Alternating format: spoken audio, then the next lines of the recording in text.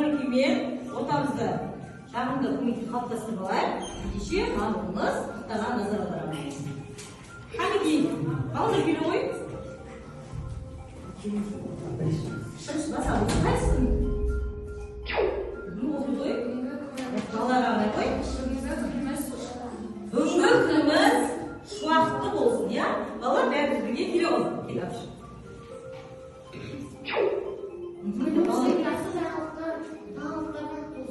Күніміз тек көрмеген жақсы жаңалықтар болсын.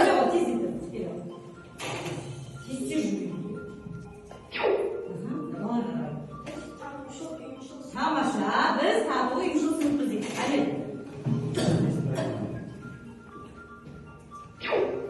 Бүгін бәрімізге тек жақсы сәттер тілеймін. Керемет, бүгін бәрімізге жақсы келеміз. Біз ақылдымыз, зерекпіз. Тамаша, біз ақылдымыз, зерекпіз. Тамаша. Біз жаңа білімге дайынбыз. Керемет, біз дайынбыз. Келеміз.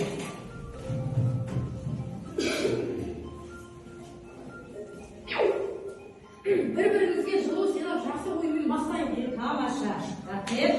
Келеміз. Біз қолдаймыз, біз белсендіміз. Тамаша, балалар бәріміз бір-бірімізге жақсы көңіл-күй сыйладық. Ендеше сол жақсы көңіл-күймен сабағымызды бастаймыз. Ендеше біз топқа бөлініп алайық.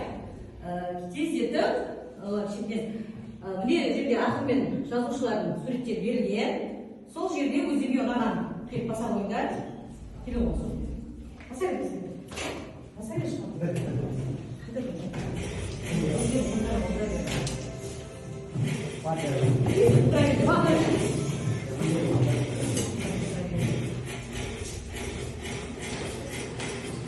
Тамаша. Қанекей балалар, орнымызға жайғасып алайық. Ендеше біз бүгін сабағымызды бастамас бұрын біз қандай сабақ өтеді екенбіз құпиясынан түпемізге тапсырма кеткізуге.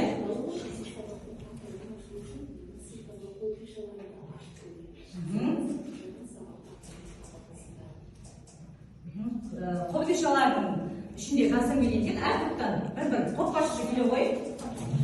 Топбасшылар келе қойыңдар. Жаса ғой. Жақсы, тамаша отыра қойыңдар. Біздер қандай тақырып шықты? Тамаша. Біз бұл тақырыппен Саймұратбек Жустанис повесімен, мазмұнымен толық таныспыз, иә?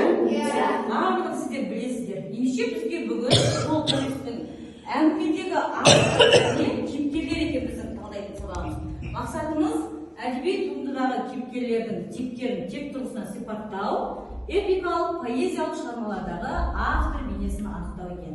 Ендеше біз өткендегі түсінген мазмұнның кішкене еске түсіріп кетейік. Видеодан бейне көрсетілімге назар аударайық, содан кейін ары қарай сабағымызды бастаймыз. Еске түссе, ашқылтым жусан иісі келеді. Осы төбелестен кейін Аянға ешкім тиіспейтін болды. Қыс түсті. Аян біздің ең жақын досымызға айналды. Бүгін кешегіден де қызық ертегі айтамын. Түнде Аянның қиялына қанат бітеді.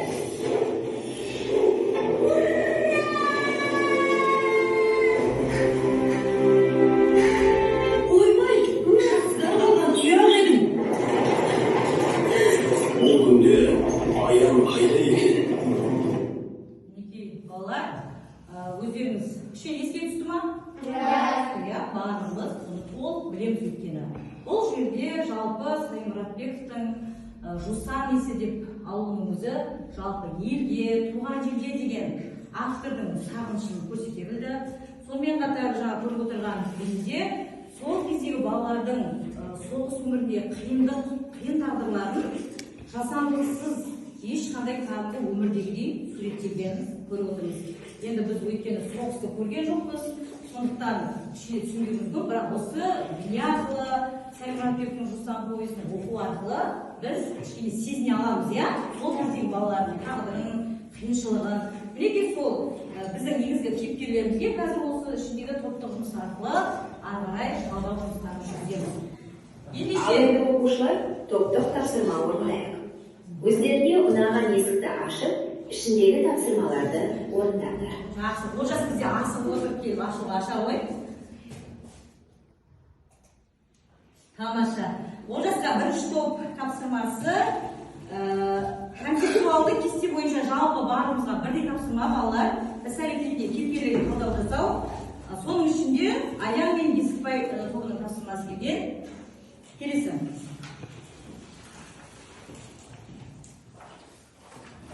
Келесі екінші топ тапсырмасы Апай кемпір мен Иманжан туралы. Балалар қасында дискриптор берілген. Келесі үшінші топ келе ғой.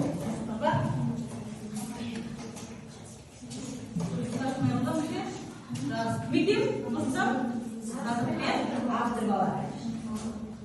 Жақсы балалар топтық жұмысты бірге жұмыс жасаймыз.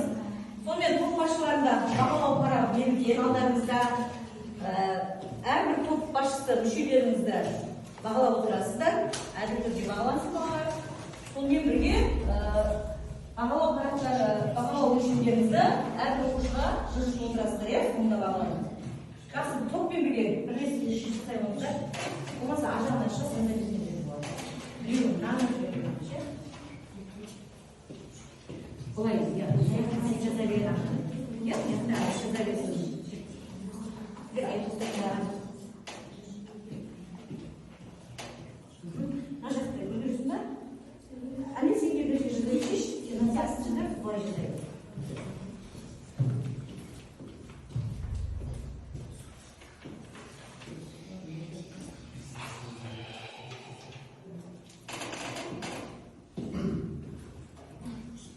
Өтілген тақырып балалар іс-әрекеттері барлығы мазмұнда берілген емес. Ойласып бірге жұмыс жасаңыздар.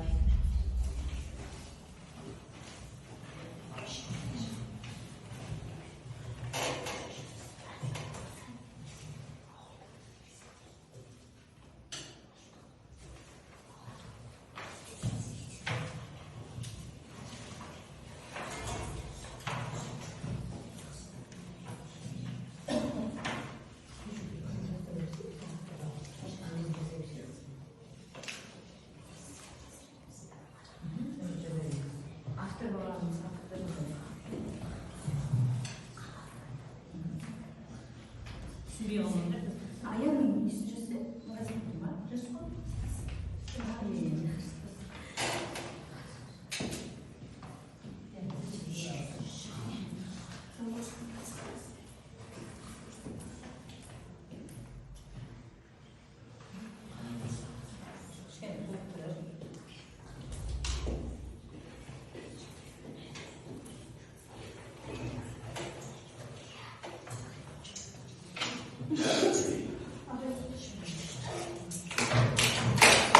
Тамаша, бірінші топ, бірінші болды. Екінші топта дайын. Үшінші топ. Күтеген топтар бірімізді тыңдаймыз ғой өйткені. Аяқтасын, бірінші дайын болған топтар.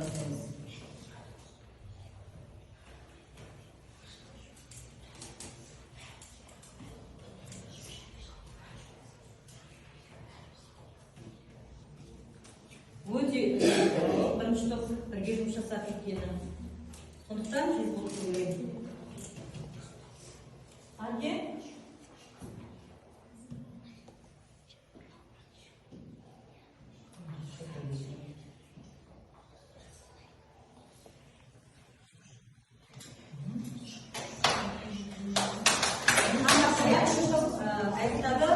Балалар енді бір-біріміздің тобымыздың тыңдап отырамыз. Қазір өткенмен сіздерді сұрайын. Қай топтың қай жерінде орады? Не қайталанбай айтылды? Жақсы. Кім бұл жақта тұрмады? Топтарынан мына жаққа кірген. Шығып. Екі адам шығып кетеді. Кейіпкер. Дискрипторды қарап отырамыз балалар. Кейіпкер Аян хикаядағы рөлі балаларға ертегі айтып, жетім бала іс-әрекеті ертегі айтып балаларды үміттендіреді. Мінездері мейірімді, қиялы, ақылды нәрсеге ғой. Кейіпкері Несіпбай хикаядағы өлі балалардың ата-ана іс-әрекеттері аяғы жаман қатал және көзқарасы мінездері қатал және жаман. Қатал жаман деген Несіпбай. Жақсы, тамаша балалар. Дауысыңызды кішкене шығарайын, иә? Келесі топ келе алады. Топ басшысы бала үйреніз. Өзіңіздің тобыңызға келгенмен. Былай қарап, Бізге берілген Бапаймен кітаптары хикаядағы рөлі ауылдағы қарапайым адамдар қамқорлығын білдіретін және де олардың іс-әрекеттері балаларға деген қамқорлық, кідіріс етпеу, мінездері кеңпейіл, ақкөңіл, сабырлы. Кейіпкер Иманжанов хикаядағы рөлі қарт кісі, ақылды, ақкөңіл, науқас мұғалім.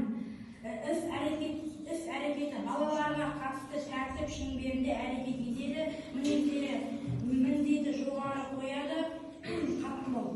Қаттылау екен. Я Иманжан, иә? Неге ол қаттылау? Себебі ол балаларға сабақ береді, және де ол қарт науқас кісі. Сондықтан ол талап етеді, мұғалім болғаннан кейін талап етіп тапсырмасын қаттылау ұстайды. Жақсы. Келесі бол.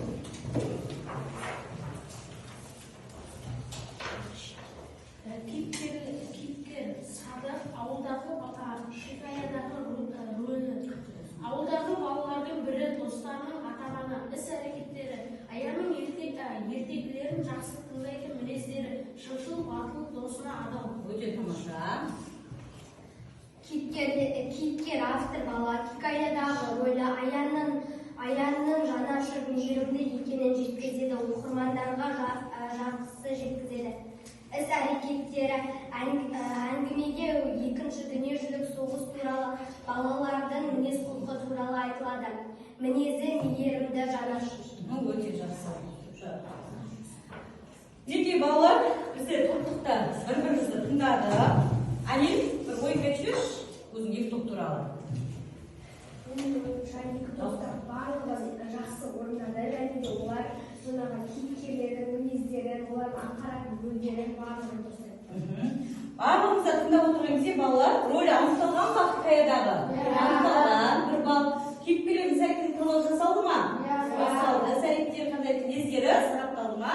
Сарапталды, иә? Жақсы. Ары қарай балды қойып қоямын, әрқайсысы өздеріне. Қазір сонда есептеймін өйткені. Келесі бізде тапсырма. Тақтаға қарай қойыңыздар. Оқушылар ұлттық ойындарымызды еске ала отырып келесі тапсырманы орындайтын боламыз. Бізде балалар жұптық жұмыс.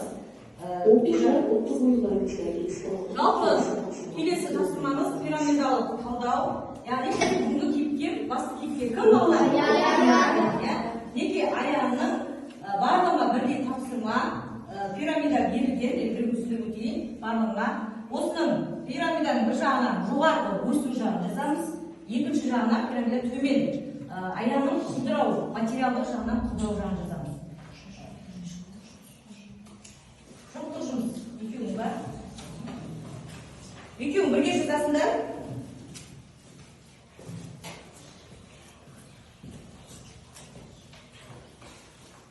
Бір жағынан біреуің музыканың қазір жақта себебі болады. Біреуің мына жағынан жазда, біреуің былай жазда.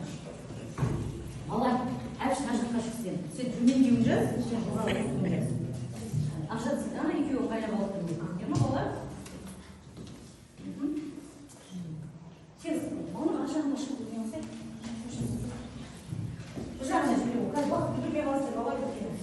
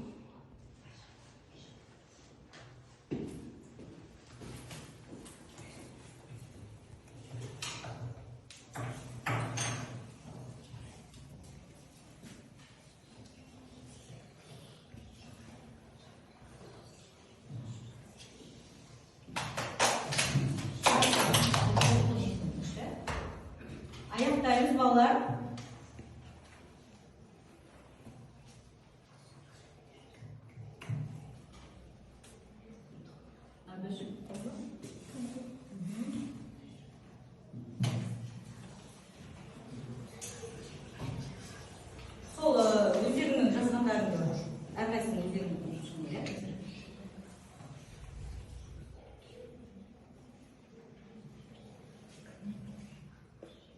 Жақсы.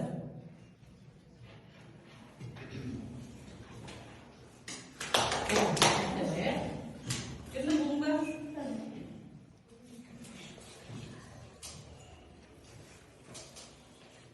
Бастаймын, иә? Осы совершенство жұмыстар. Енді жақсы аяқтаймыз. Ендеше бізде Нұрсұлтанмен Қадірдің жұмысындай балалар дәл тыңдап отырамыз. Осы ретте рух аяғының рухы мықты, мейірімді, армандай білуі, ақылды, ертегі жақсы айтады, жанашыр.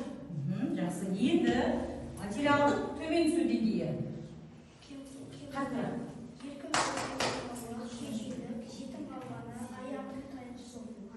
Аяғының тайып құлауы дейді. Жақсы, келсеміз отыра ғой.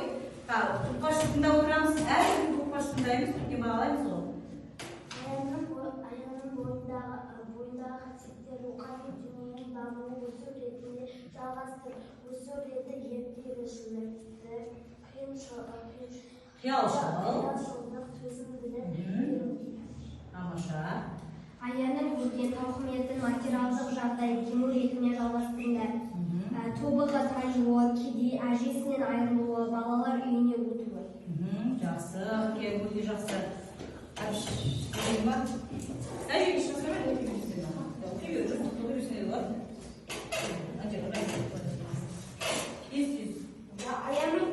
Аяның бойындағы қасиеттер рухани даму өсу реті. Ақылды, көңілді, зерек, арманшыл, қиялы. Тамаша, олжас. Аяның кему реті. Жеті аяғынан ауыруы, кедей ата-анасынан айырылуы, ауыр тұрмыс және ашын. Вообще даусымыз шығарып, ешкім не болады қой. Отыра ғой, жақсы. Қаттырақ оқиық. Даусымыз не қоймау жеткені. Аяның рухани дамуы өсу ретімен аштық, жетіспеушілік, мұң, қорқыныш, жетім қалуға, еңбекке ерте қатысуға, ауыр тұрмыс.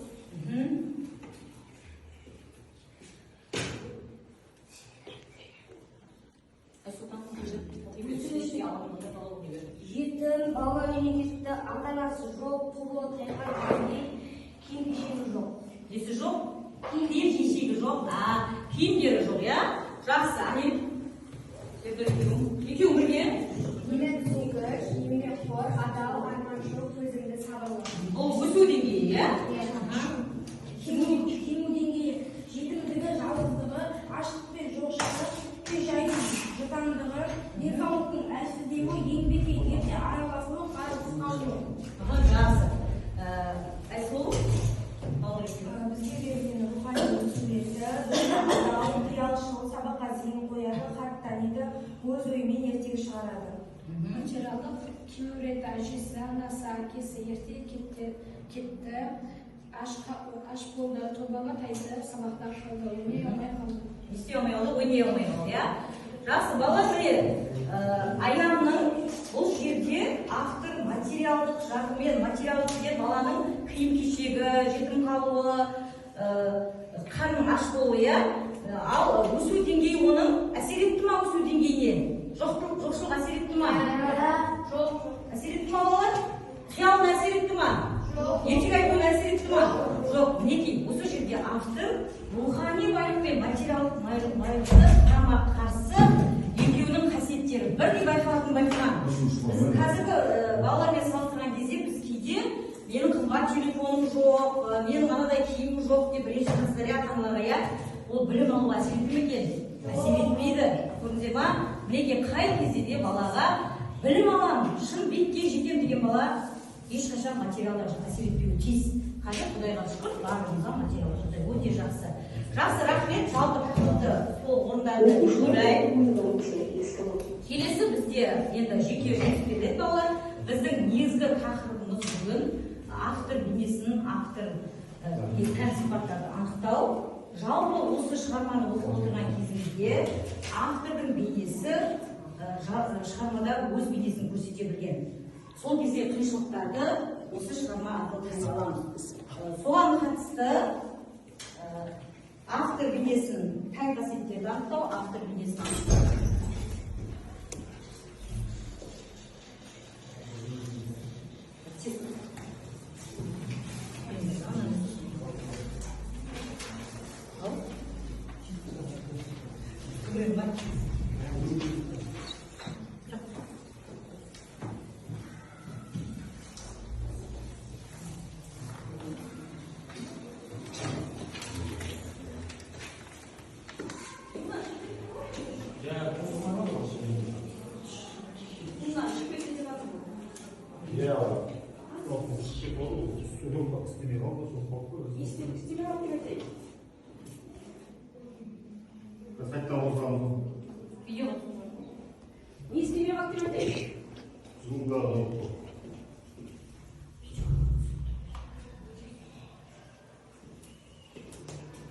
Ол енді балалар жеке тапсырма.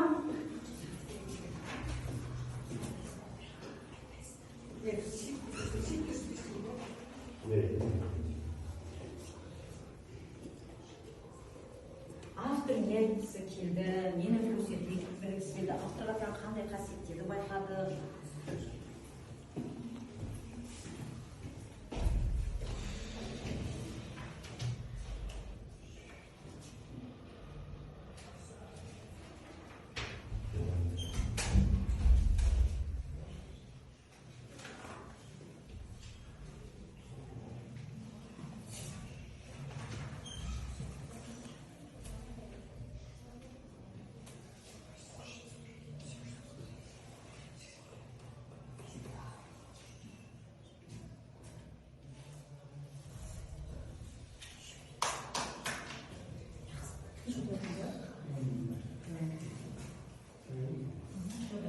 Кішкене бала жасын.